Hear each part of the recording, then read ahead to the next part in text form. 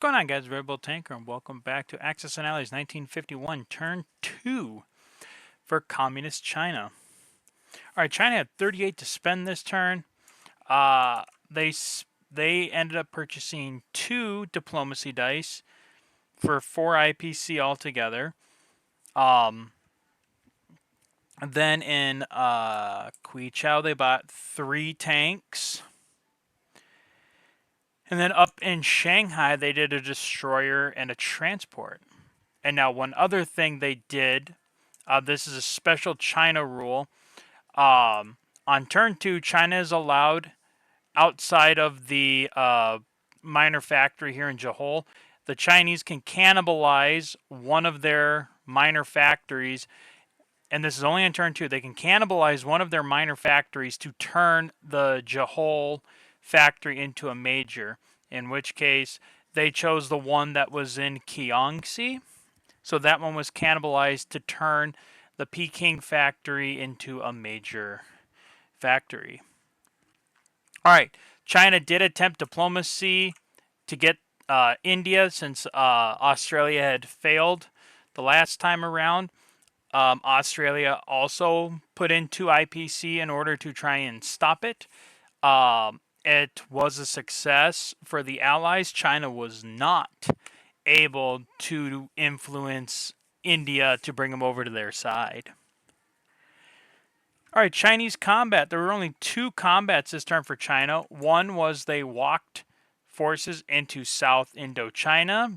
Thus, Indochina itself is now under Chinese control.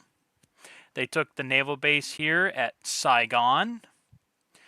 And then up north, the Chinese launched an amphibious assault to take Japan from the United States. This time, the communists were finally successful in taking Japan.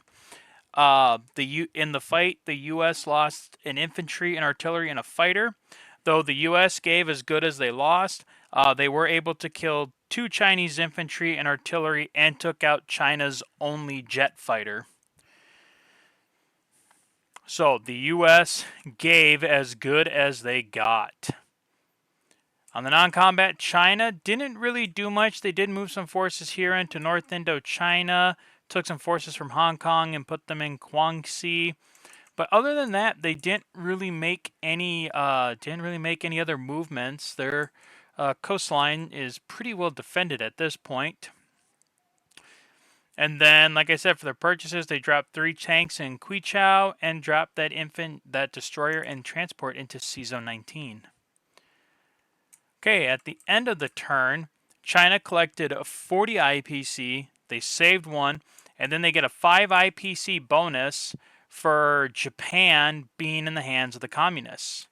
Over here, we called that Nanking Avenged. 5 IPC for China if the communists control Japan. So Nanking has been avenged. The rape of Nanking has been avenged. The Chinese have taken Japan.